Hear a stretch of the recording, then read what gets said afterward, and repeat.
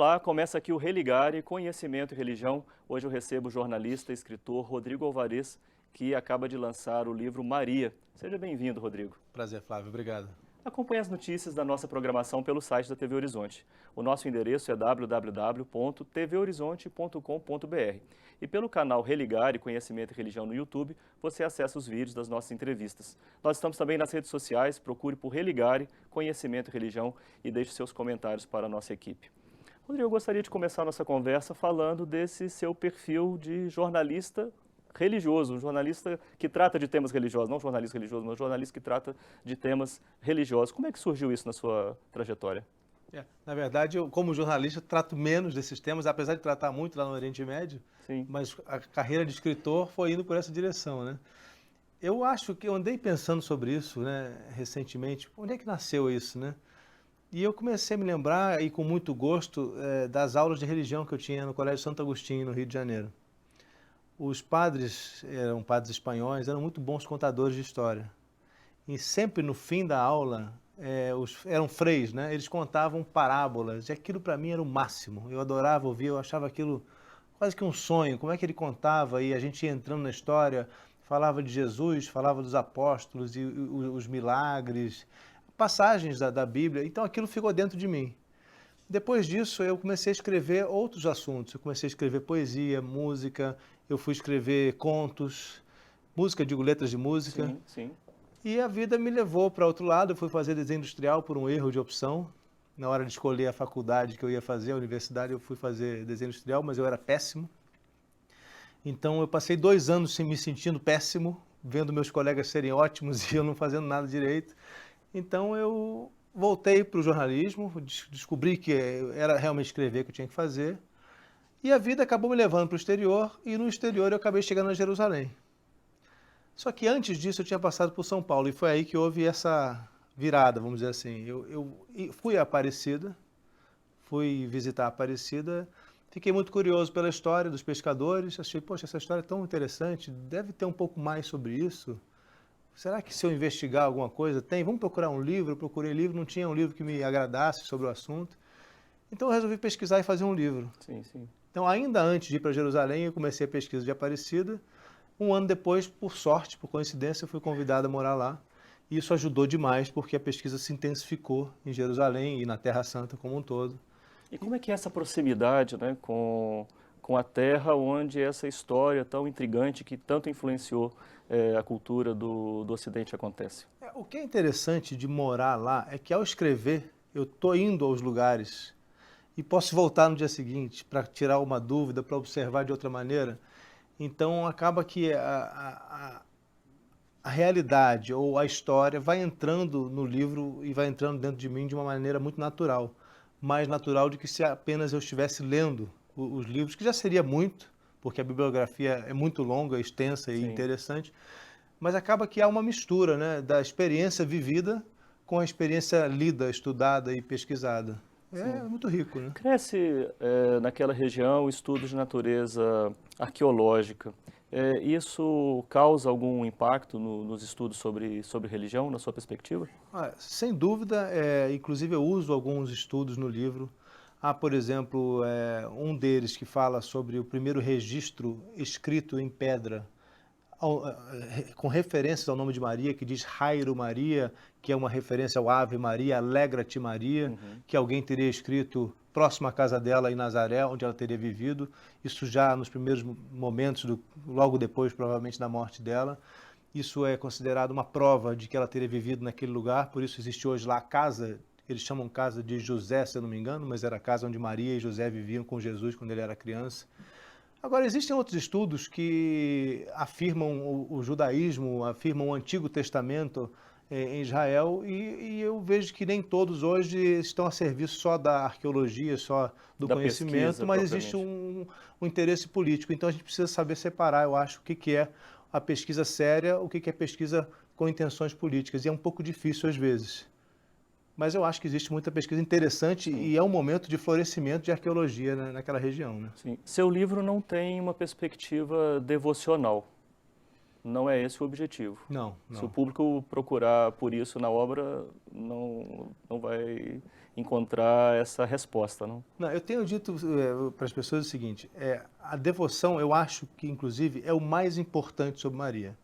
Eu não tento tirar de maneira nenhuma a importância da devoção, porque sem a devoção a gente não estaria falando de Maria aqui hoje. E também não tento desafiar o mistério da fé, os mistérios da fé. Esses mistérios existem e vão continuar existindo. Eu estive com o Dom Darcy Nicioli em Aparecida, o bispo auxiliar, e ele disse uma coisa que me chamou a atenção, achei interessante. Ele falou: o Rodrigo está contando a história do mistério.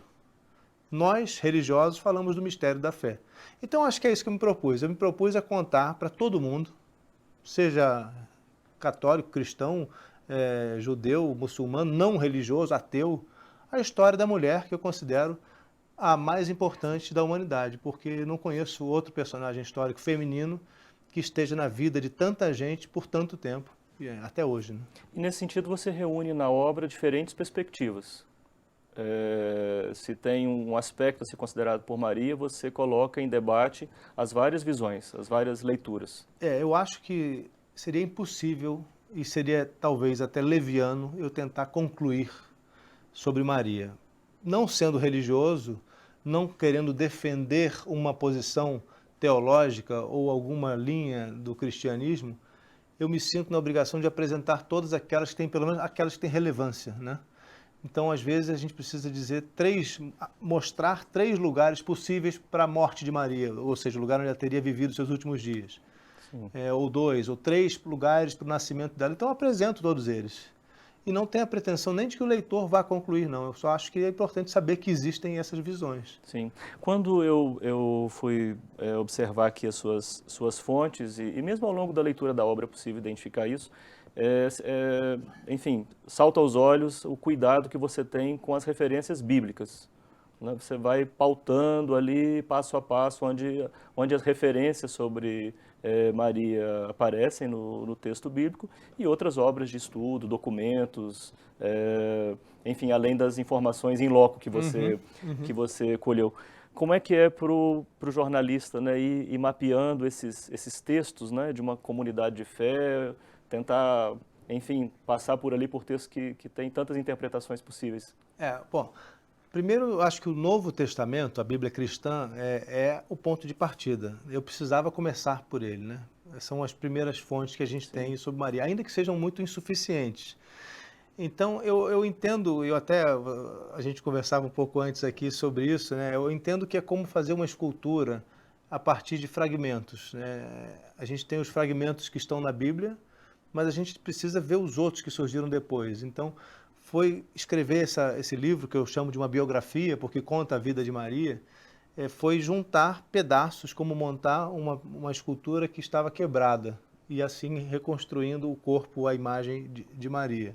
E para isso eu precisei ler não só os textos da Bíblia cristã, eu falo assim porque eu moro em Jerusalém, então a gente fala também da Bíblia judaica, lá, Sim, que é sim. o Antigo Testamento.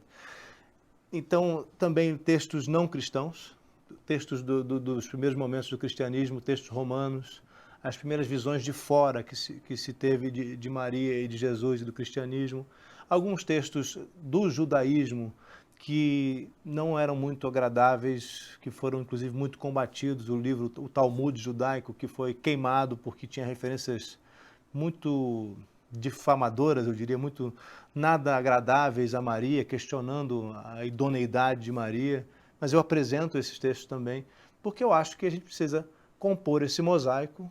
Inclusive apócrifos, Tudo. né? Você também cita Exatamente, textos textos apócrifos. apócrifos também, que um dia foram queimados e hoje, eu conversando com religiosos, eu sei que eles leem e apreciam os textos apócrifos. Por exemplo, um deles, o livro de Tiago, também conhecido como Proto-Evangelho de Tiago, foi responsável por nos dar os nomes do pai e da mãe de Maria, Ana e Joaquim. Sem esse texto que foi queimado um dia, não haveria essa devoção que existe a Santana e São Joaquim como existe hoje. E muita devoção a Maria também, a devoção popular. Uma vez conversei também com um especialista em textos apócrifos, um frade franciscano, pesquisador dos evangelhos apócrifos, ele diz que muita devoção popular a Maria vem também dos É apócrifos? porque eles preencheram lacunas, Sim. né? Os evangelhos estavam muito preocupados com Jesus Cristo, os evangelistas. Eles não falaram muito de Maria. Lucas fez 89 referências, só tem 6 falas. Algumas pessoas dizem 7, mas uma das falas que dizem é um silêncio. Então Maria só fala 6 vezes nos evangelhos. Então é muito pouco que eles escreveram sobre ela. Os textos apócrifos preencheram essas lacunas.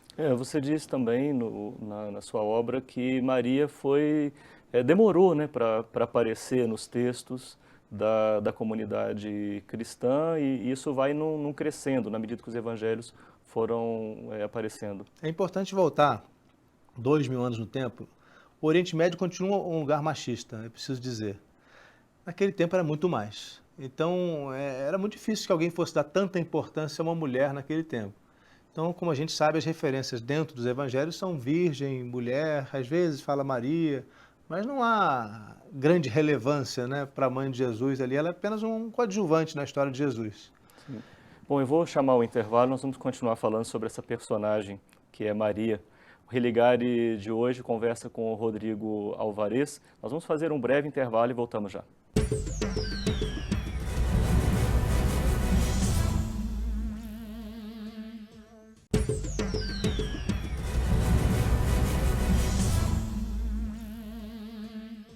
O Religare de hoje conversa com o jornalista e escritor Rodrigo Alvarez. Nós estamos falando sobre a última obra publicada pelo Rodrigo, que é Maria, que tem um subtítulo longo, não é, Rodrigo? A biografia da mulher que gerou o homem mais importante da história, viveu o inferno, dividiu os cristãos, conquistou o meio mundo e é chamada Mãe de Deus. Ainda bem que você falou todo, porque era capaz de eu esquecer um pedaço. Eu mesmo que escrevi, mas é tão longo, né? Eu nem tentei decorar, eu preferi ler mesmo. Esse subtítulo tão longo parece também trabalho acadêmico, os nossos alunos fazem aqui no programa de pós-graduação, né? O que você quis garantir com esse subtítulo extenso? Eu acho que eu quis dar a importância que Maria tem. Eu não queria simplificar a história dela, então eu achava que ela merecia um subtítulo com todas as letras, já que lá atrás se falava de Maria com virgem, às vezes até com letra minúscula, até que o nome dela fosse crescendo. Eu acho que hoje a gente precisa tratar de Maria como um grande personagem. Um grande personagem tem um enorme subtítulo. Bom que a editora não colocou nenhum empecilho, né? Olha, a gente teve uma discussão por 4 linhas, não é muito não, vamos fazer com 3. Eu falei, mas é importante, eles concordaram e acabou ficando. Você começa falando de Maria daquela cena do Calvário, né? Ali começa a importância, a visibilidade que tem Maria? Eu acho que, apesar de não ser o primeiro momento importante da vida dela, ali Maria ficou marcada para a história da humanidade.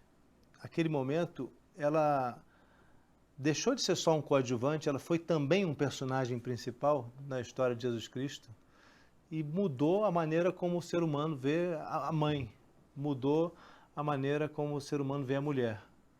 Então eu achei que era muito importante começar com o momento mais marcante da vida de Maria, que é o momento que ela também está associada ao filho, porque ela também não seria Maria, com todas as letras maiúsculas, se não fosse a mãe de Jesus Cristo.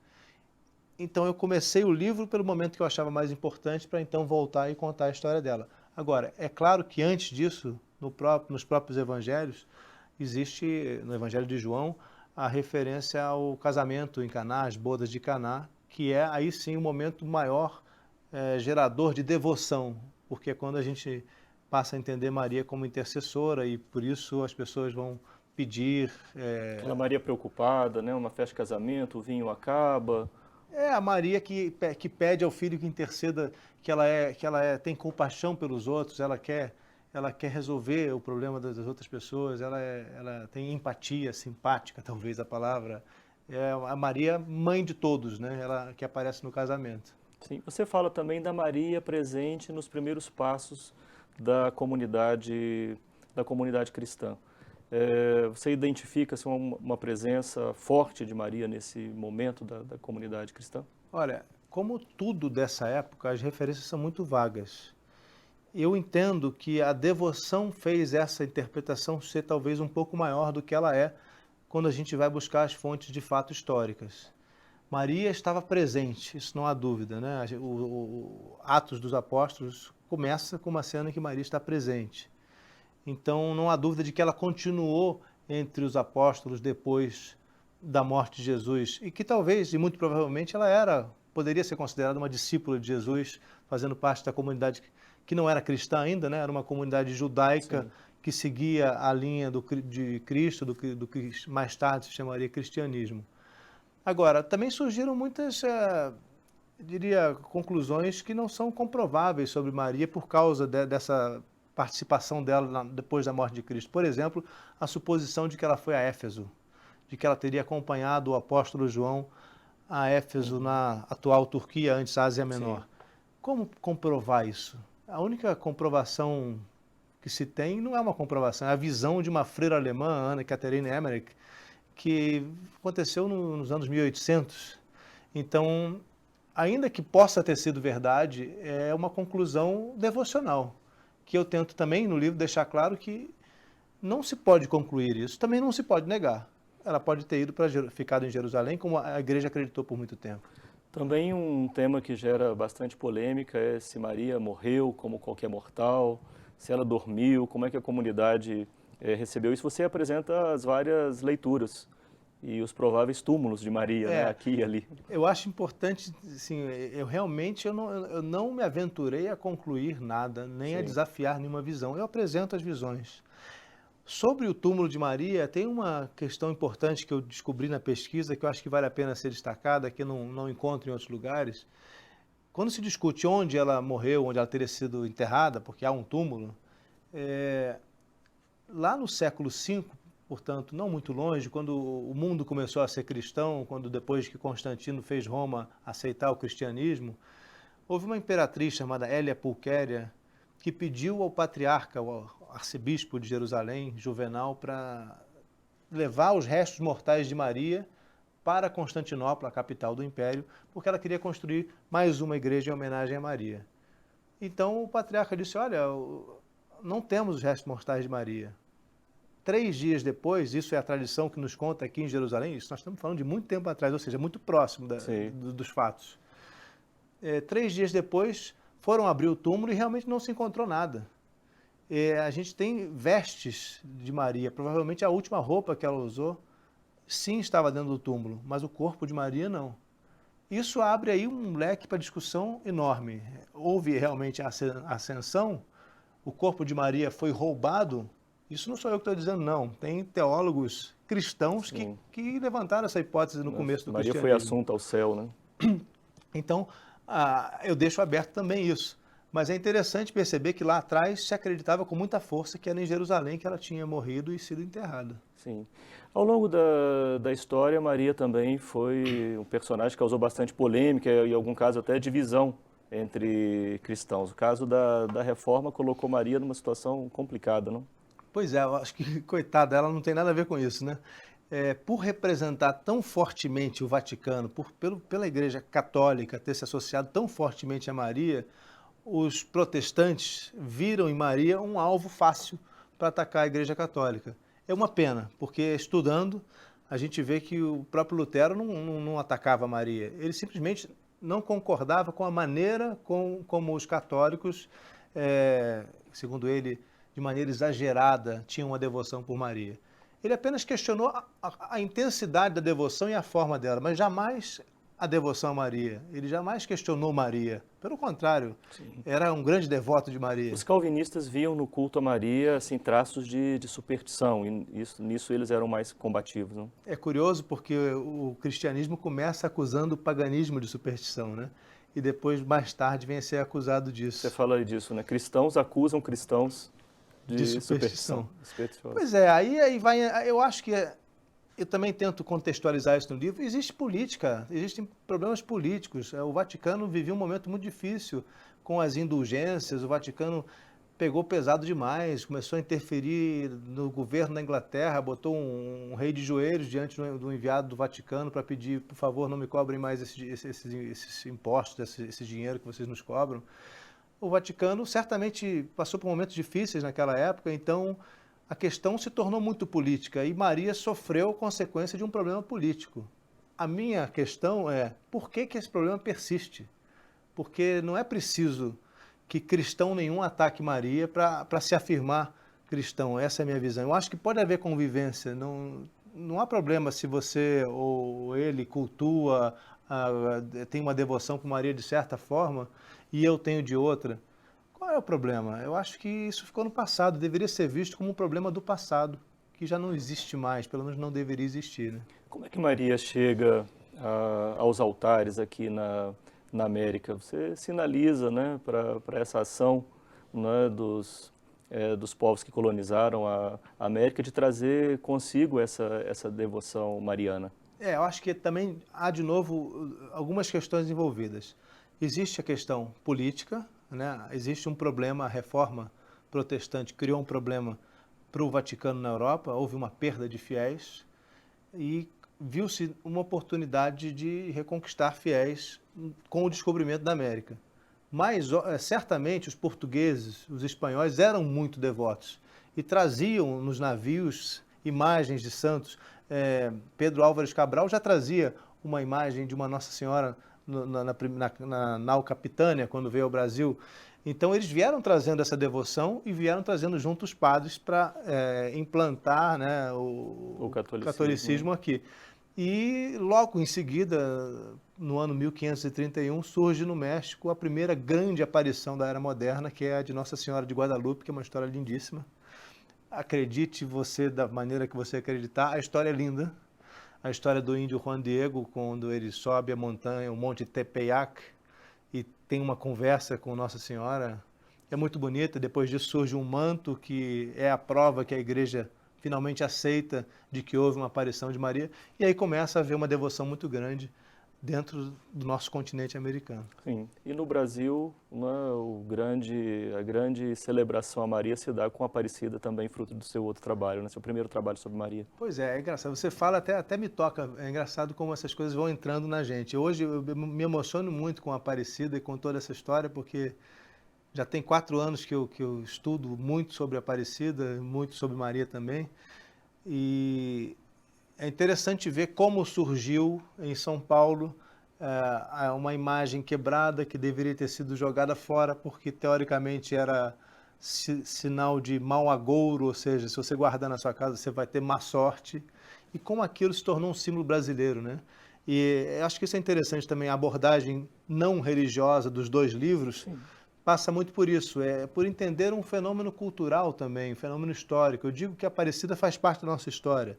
Também, de novo, mesmo não sendo católico, mesmo não sendo religioso ou ateu, a Aparecida é parte da história do Brasil. Como ignorar esse símbolo que é uma padroeira do Brasil, que existe antes do futebol, antes do samba, antes do carnaval, antes da palavra brasileiro, já era brasileira.